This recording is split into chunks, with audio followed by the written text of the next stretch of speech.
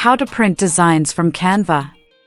First, head over to your Canva design and click the Share button at the top right corner.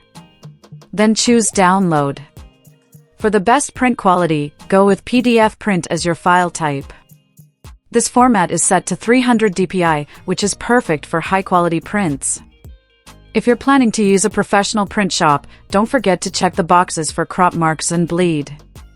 These help the shop trim your design more precisely. And if you're a Canva Pro user, you also get the option to download in CMYK color mode, ideal for more accurate print colors. Free users will be using RGB, which still works well for home printing.